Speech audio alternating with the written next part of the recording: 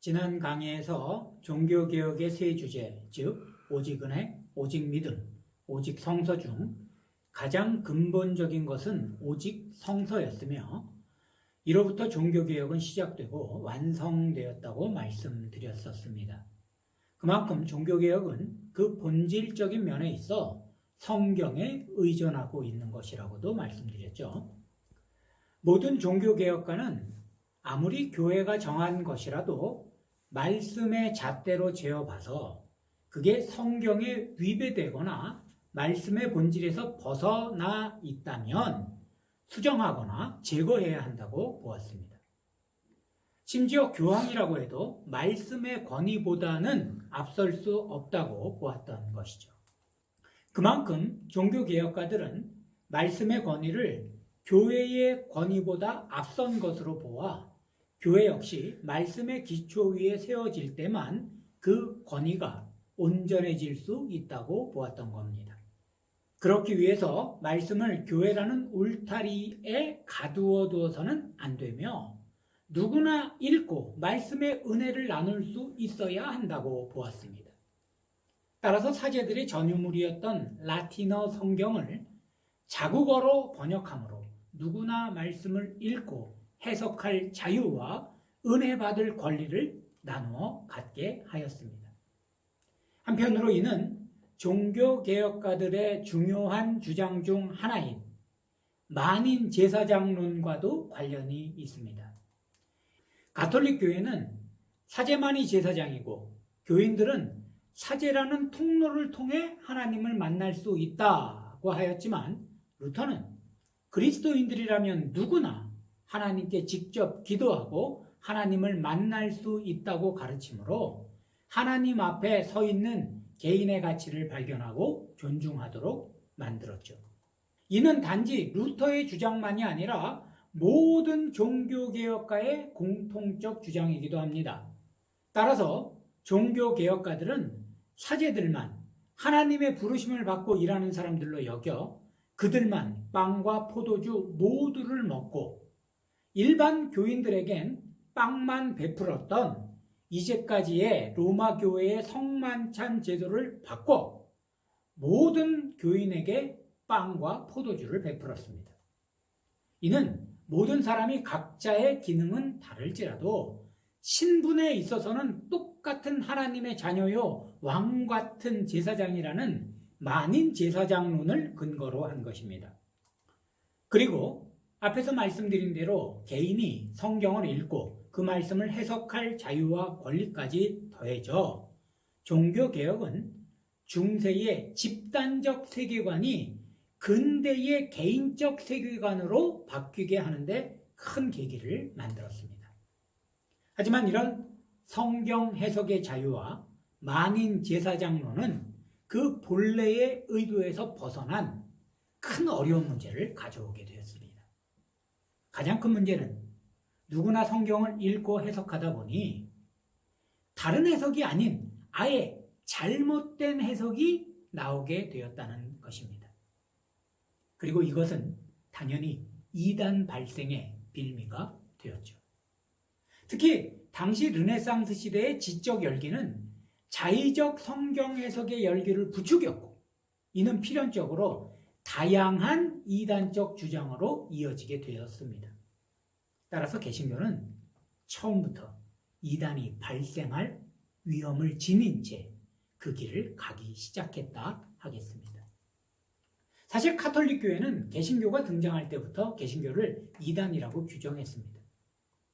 이번 학기 두 번째 강의 때 말씀드린 대로 교회 밖에는 구원이 없다라고 본 가톨릭 교회의 시각으론 교황과 대적하는 개신교도들은 이단일 수밖에 없었습니다. 종교개혁가들처럼 교회의 권위에 대항하고 교황의 가르침의 범위에서 이탈하여 자기들 나름대로 성경을 해석하는 자들을 이단이라고 할 밖에 달리 부를 수 있는 이름이 없었던 겁니다. 이에 대해 종교개혁가들은 가톨릭 교회가 왜곡해놓은 성경적 진리를 바로잡아 초대교회의 정통의 길로 되돌려 놓은 것이 종교개혁인데 어떻게 그걸 이단이라고 할 수 있느냐며 분개했습니다. 그러나 가톨릭 교회는 종교개혁가들이 정말로 초대교회의 성경 해석을 완벽하게 되찾았는지 알 방법이 없으며 개신교도들이 각자 해석한 성경의 진리 중 무엇이 옳고 그른 것인지 판단할 근거가 없다는 반박을 펼쳤습니다.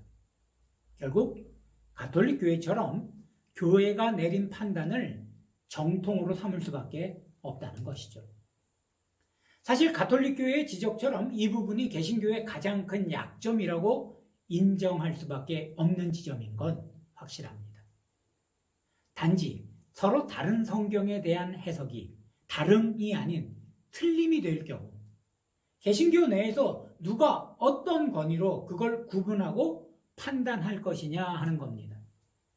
특히 종교개혁 직후부터 각자의 성경 해석에 따라 사분오열된 개신교의 구성원들에게 이건 쉽게 해결할 수 있는 문제가 아니었죠. 따라서 이단의 문제는 애초에 성경 해석의 자유와 만인 제사장론이라는 교리를 선택한 개신교가 태생적으로 갖게 된 어려움이라는 걸 우린 부인할 수 없습니다.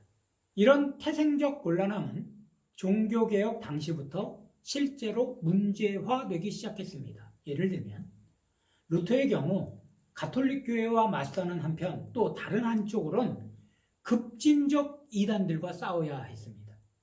개혁을 명분으로 기존의 모든 질서를 무너뜨리려는 급진적 혁명주의자들은 국가마저 사탄의 세력으로 규정하고 이 땅에 천년 왕국을 세워야 한다고 주장했습니다.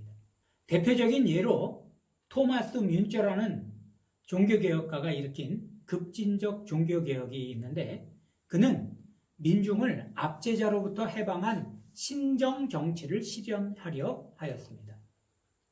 하지만 루터는 이들의 주장이 오히려 혼란만 일으킬 뿐 종교개혁의 본래적 목적을 방해하는 것으로 여겨 동조하지 않았을 뿐만 아니라 오히려 그들을 토벌하려는 영주군 편에 섰습니다. 이처럼 성경 해석의 자유의 문제로 인해 종교개혁기 내내 개혁파 안에서 문제를 일으킨 집단은 일명 아나베프티스트, 즉 제세례파였습니다. 앞에서 말씀드린 토마스 뮌처도 제세례파였죠. 하지만 제세례파가 모두 뮌처처럼 과격한 혁명주의자들은 아니었습니다.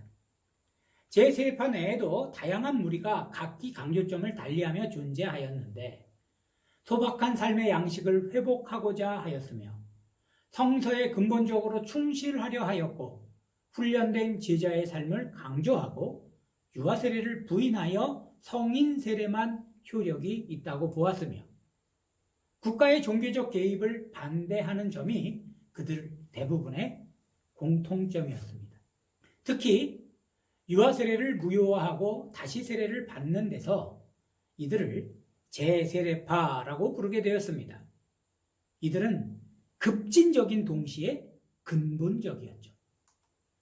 영어로 급진적이라고 할 때 radical이라고 하는데 이 말은 뿌리를 뜻하는 라틴어 radix에서 온 것입니다. 영어에서도 어근이나 수학의 기술을 뜻하는 radix라는 단어로 쓰기도 하지요. 그러니까 제세례파의 급진성은 사실 더 근본적으로 돌아가려는 시도 때문이라 하겠습니다.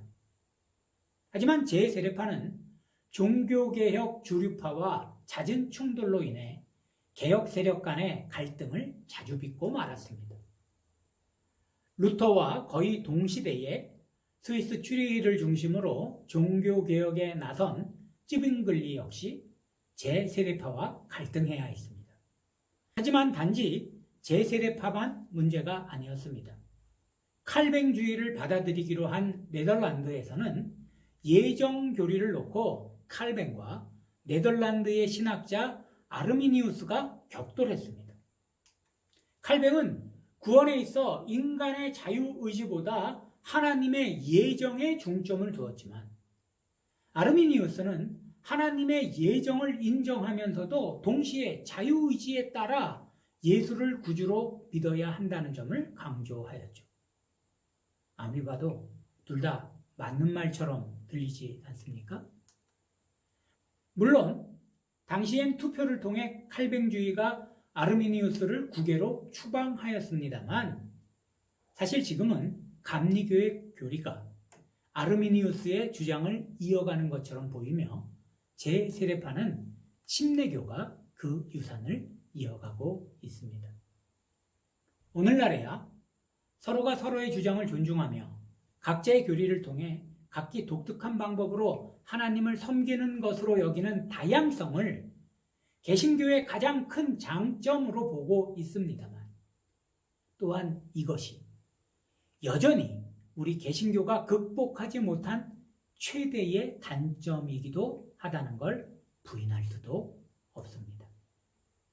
이로 인해 수많은 이단이 생겨났고 지금도 존재하며 앞으로 계속 생겨날 가능성이 있으니까요. 하지만 요즘 우리가 접종한 코로나 백신처럼 위험성은 있으나 그보다 더 큰 이익이 있기에 개신교는 여전히 개개인이 하나님으로부터 은혜를 받을 권리가 있으며 이를 위해 각자 성경을 읽고 해석할 자유와 누구나 하나님 앞에 나갈 수 있다는 만인 제사장론을 놓지 않고 있죠.